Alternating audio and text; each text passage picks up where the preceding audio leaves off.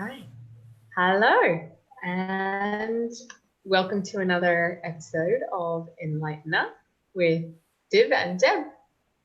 And today we thought we would chat about managing emotions. And just before we started this, Deb was saying, I don't know if managing is quite the right word, but when I hear the word managing emotions, I think of like a skillful manager. They know how to respond differently to different people. That is an element of a skillful management, is how we respond to this person is not the same as how we would respond to someone else. And young managers, first time in leadership, they think this is how I manage and I have this management style. That's quite common when you've worked in that space for a while. Then there's another level of skill that comes about, and that allows a recognition of how do I need to be being for different contexts and people. So when we talk about managing different emotions, what are some of the emotions that have been in your experience? What's been current, or what brought this topic up for you today? Well, perhaps 2, 3, maybe 4 people that I engage with. They are wanting to do certain things with their life. Let's say work, or I don't know, be in a certain way. And then they find they have this emotion. Oh, I feel this. I feel sad today. I feel discombobulated. I feel upset about something. And they know that ignoring emotions is not a useful thing to do, and suppressing emotion is not a useful thing to do.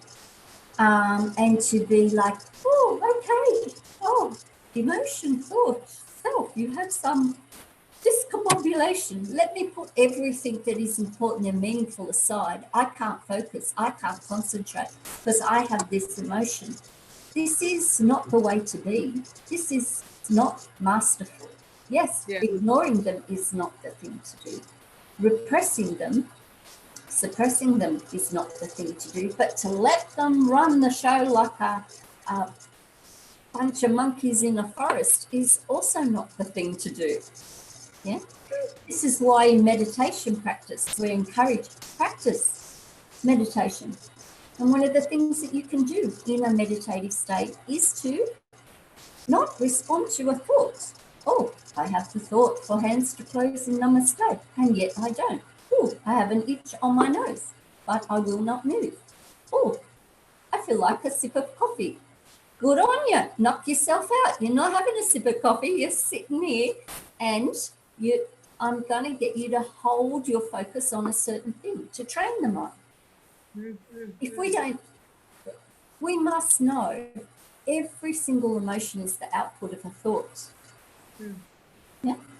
Yeah, absolutely. Whether the thought is there in consciousness or it's implied across time as a presupposition at an unconscious level, it is there. You cannot have an emotion without some meaning making.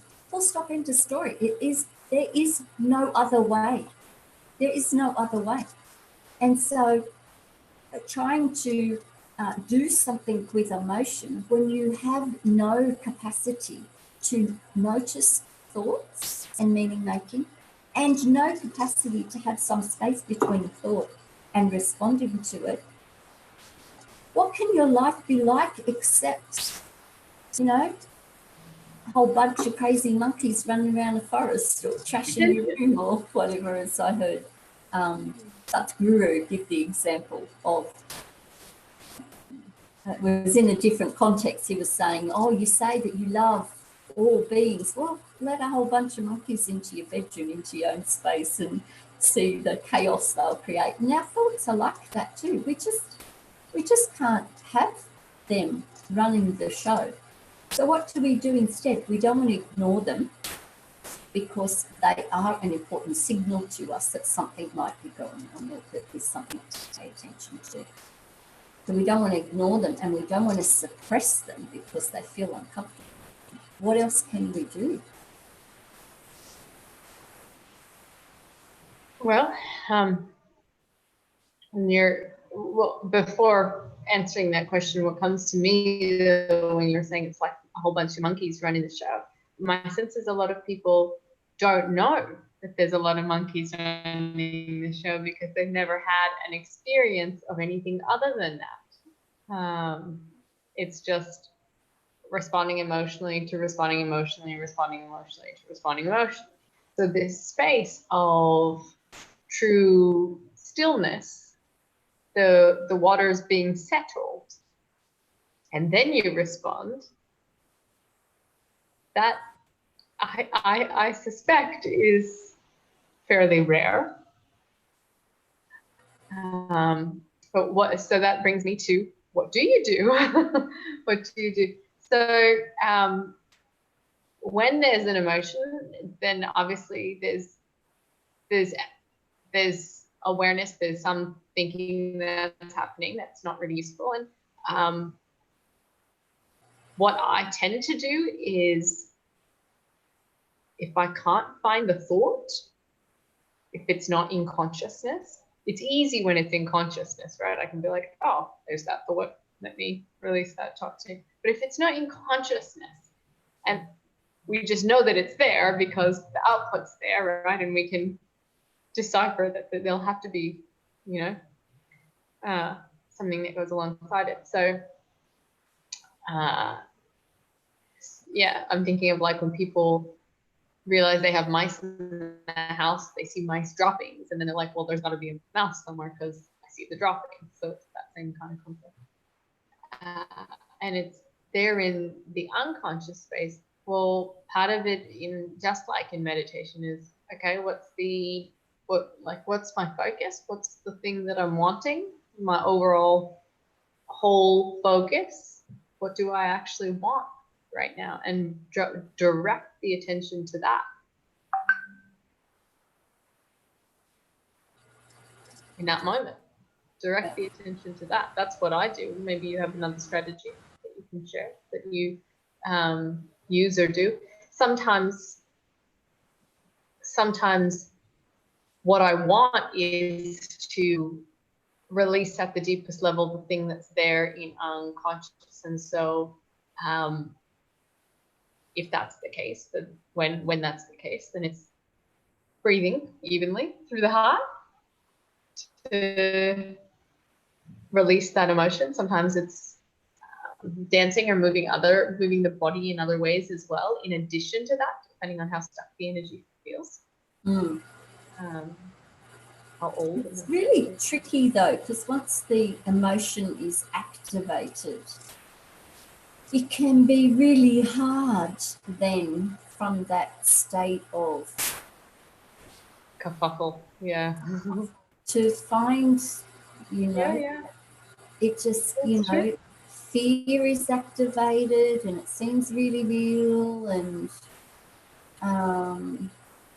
returning to, yes, so of course there is the breath. There's that beautiful model of where are you in relation to the line, like am I in some crazy horror movie and not here present, so that the line represents I'm awake and I'm here and I'm present, and below the line is just not awake and not present, and in storytelling. And as you and I know, it can masquerade even in quite calm composure type thing. And to ensure that we are awake, we can put our attention onto breath, check that our breath and our posture is in a quality way.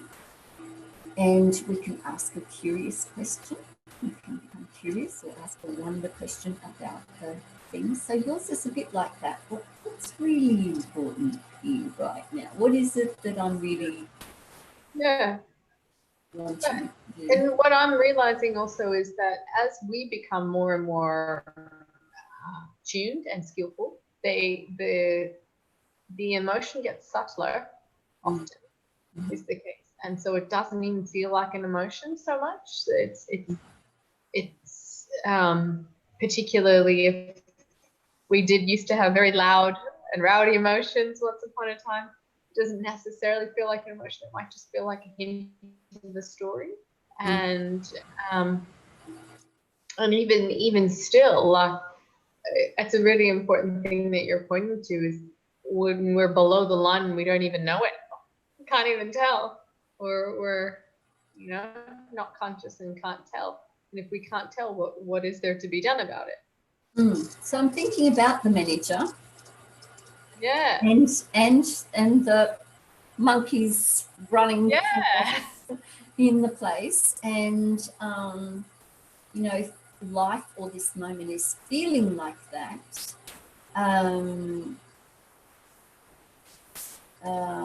certainly there's wisdom in saying, let me not just let things continue, getting smashed and trashed and what have you. There'd have to be some kind of taking order, taking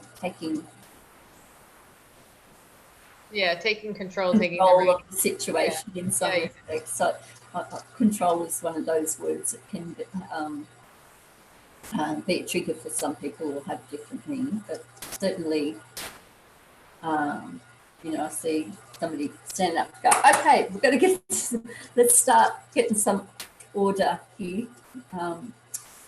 And I'm thinking about a manager when somebody comes to them with a problem, or, is upset. There's still, I'm thinking about, okay, is this the time and place for this? Really, I'm thinking about when I was a mother, and things that seemed absolutely urgent and important and the end of the world to the children. When there were other things that had to be done, a bus to be caught, or an appointment to be at, or I'm cooking hot chips on the stove, you can go, actually, this is not the time or place for this. I hear you. This now is not the time for this. And there's that perspective from an adult to be able to go, is this really, the child can't tell. Is this absolutely, everything's urgent right now? That's the thing about emotions. They always have a sense of urgency. The sky's falling in, we have to do this right now. And try and hijack the attention of the system. So what's coming to me really is the encouragement for those that might find themselves with their emotions disrupting. You can still take the position of the manager. You can still take the position of a responsible adult and go, well, I'm responsible for the system here. Yeah. Let me consider.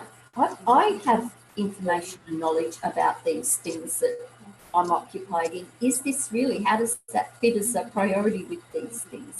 And say, this is not the time and place for that. I hear you. This is when I will attend to that.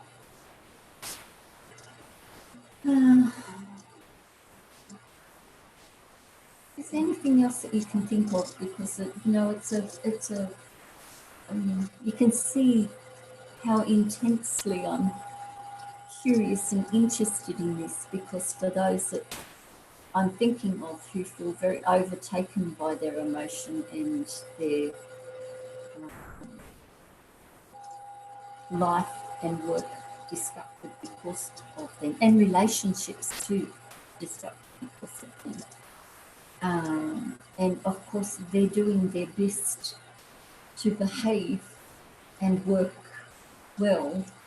It is how do I do this? How do I manage my emotions? Is such a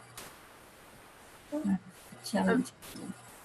I might just highlight what you did, which is step back, when you moved your body back, like take the role of the manager. That's a step into that role. Give yourself perspective, because from that perspective, from the manager perspective, like let us understand that that is the role that's across what everybody else in that team or the department is doing and what's actually important. So really being able to prioritize effectively by stepping back and saying, like, every person thinks that their thing is the most important thing, because that's what we do. Right? Like, and so in that role, stepping into the role of manager, able to see, okay, is this the thing for, like, is this absolutely priority right now? Is this essential for right now? And only in that role do we have the perspective to be able to answer that question. And oftentimes now is not the time and place to be exploring that, you know, and similarly, you know, if that manager is being able to, when something actually disruptive is happening, disruptive to the work environment of other people, to put a stop to that, to really put a stop to that, you know. So when we play that out, that's like, that's the take a step back, take a deep breath, breathe evenly, and kind of prioritize bringing the system into balance, and setting a time that is important to look at that. So it might be like, I don't have space to look at this now. I need to do this other thing now, but I will get to this at this time. I will make some space to explore this emotion at this time. Like, that's an alternative to, rather than suppressing it, rather than, you know, pretending it doesn't exist, ignoring it, dismissing it, whatever kind of thing. Yes, I hear you. And these other things are more important, like these reports need to be in by 12 o'clock today, or whatever needs to happen. When can we, you know, this is a time that we can look at that. So making time to look at that. Mm. Yes. These of course are ancient wisdoms. We're saying them in more modern words and using euphemisms, I think it is, to step back, see the big picture.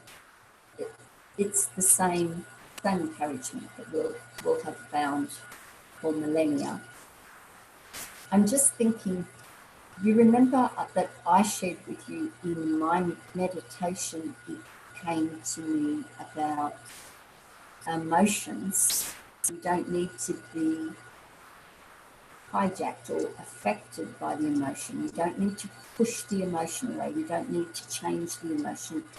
Emotions last about 90 seconds if we will just be as if it's water in the shower. You know, it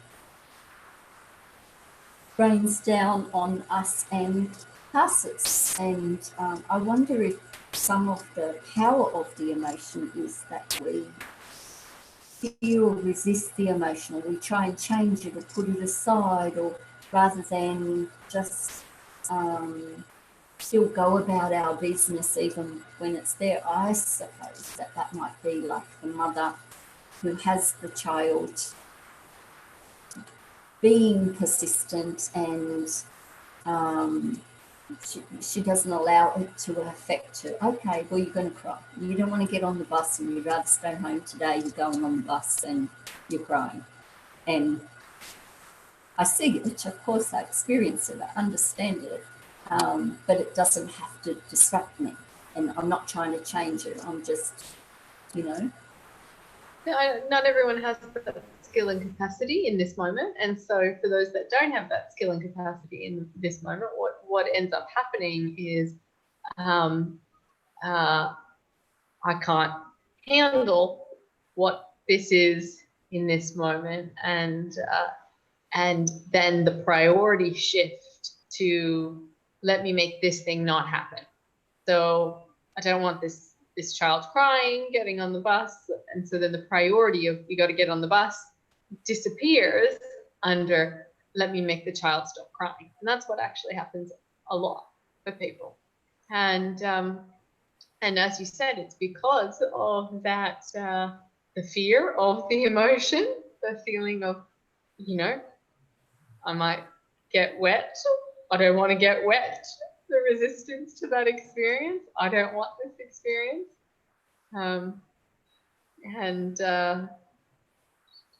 Yeah, so what might you suggest about that?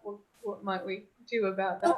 Well, again, I return to the wisdom of having a practice of meditation. I remember sitting in meditation yesterday, and there were lots and lots of sounds in the environment. And some of them I liked and some of them I didn't like.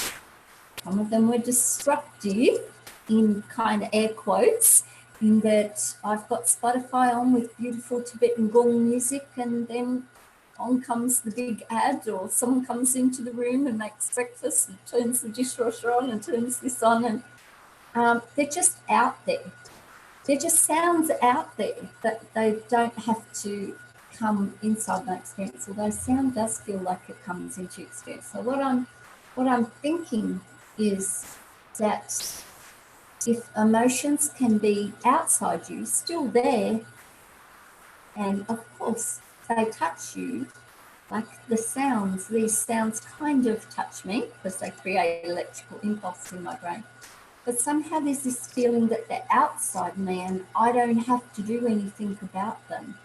So that is actually the structure of what you're saying about take a step back, or is there a way we could move the emotion outside so it's kind of on our skin like the water going over us rather than being, you would agree, we've all had that experience where the emotion is all inside your body and taking up the whole internal space. Mm-hmm. And this is the power of that practice in meditation, to hear a sound and not respond to it, not act upon it. Of course, there's still an internal response, there's an awareness of it. And so I suppose there's a couple of things that we can do. So there's like, okay, the monkeys have been in, they've created chaos. There's going to take some cleaning up to do, if that has been the case in some area of our life. So there, we'll start to take control of the situation. Then there is, remember, a word came to me instead of manager, overseer. Someone's keeping an eye on the thing and coordinating and directing things. Remember to move to that position when we see that things are being disrupted. And they're kind of things in the moment, but the ongoing thing is you have to build that muscle, that capacity, capability within yourself to be able to have a bit of space between the thought or the emotion and the response. And I don't really know any other way to do that except to have a practice of mindful meditation. Do you know any other ways that we can build that? I don't think it is possible without practice. The practices can vary, but the practice essentially being the practice of witnessing, the practice of observing, the practice of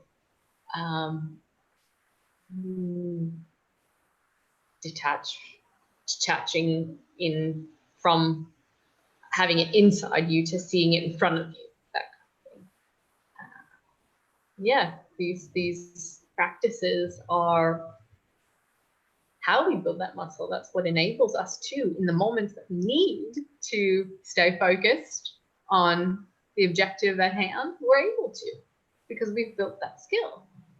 You know, the same way like when we need to lift the heavy boxes, we can only do it if we have the arm strength. We don't build the arm strength. I mean, if we're waiting until when the boxes come, then I'll build the arm strength, then kind of, you know, we're inadequately prepared. We struggle. The boxes come and we struggle. So, yeah.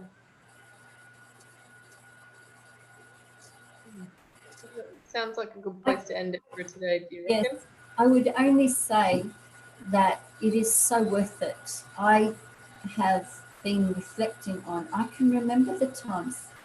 I can remember the time when my life was chaotic internally, and I was ruled by emotions, and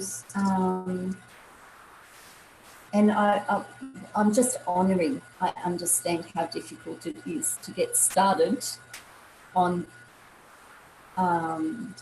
not letting emotions rule, but to be the ruler myself of my experience and responses. But it is so worth it. It is so worth it. Of course, I still have crazy thoughts and emotions and get triggered and stuff like that. But overall, my life has peace and order and a sense of control and power, and it's worth that investment of time and diligence to develop it. I was speaking to someone just last night about how my brother reminded me, like, remember how you used to chase me around the house with a knife? And and I was like, yeah, I do remember that, because I would get so angry. I just did not know how to be with, like, the rage would bubble up, and I would just like would go psycho. And she was just stunned. She was like, I can't imagine that. Like, knowing you now, like, I can't imagine that. I'm like, and I shared that with her, that so that, like, I get it. I understand what it's like to have these emotions take over, and you just can't think straight, see straight, and you're like, I too remember, and I too chased my sister with a knife. Thank God she went faster than me, because I was seriously going to kill her. Yeah. So what's the first step? Because we both remember, like, it's hard for us to remember what it's like to be there and how you start to come out of that to get to here. You can't, I understand that you can't operate here. You got to know it's a process. You've got to know it's a process. And you've got to know that each time you sit for meditation, it might not feel like you're doing much, but really you are building that strength. Really you are. Each time you sit in the practice of 2 minutes, 5 minutes, 10 minutes, 20 minutes, let me just, for those in YSE, we have that centering activity where you can just direct your attention to the third eye center. Yes. And as if you're breathing into that space, just like that is the perfect beginner's 2 minutes. meditation. Yeah. That's all it takes. And just that practice, and then add a minute each week. Add a minute each week. It is a gradual thing. It does not happen overnight.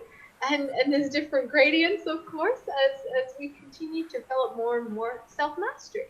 We get more and more skillful at learning how to be with our emotions. Yes, I agree. It's coming back to me now. I remember that was the thing that I first started to do, was to just do not respond for 2 minutes. And I remember how hard it was for my body to be still. I wanted to move, and I feel a bit stiff here. And how much went on in 2 minutes? Scratch my nose, brush my hair, flip that fly. To just hold my body still for 2 minutes. Longest 2 minutes of my life. In the beginning, yeah, of course. Yes, so that is a really great place to start. So you can reach out to us if you'd like that recording. Yeah. Is that possible? Yeah. Well, for those if you're watching this and you're not on your success code, absolutely reach out to us, and we'll support you. Yeah, wonderful. Okay. Thank you. Well, we'll wrap up today's episode here. Thanks so much for tuning in, and we'll be back tomorrow with whatever comes up tomorrow. So, bye for now.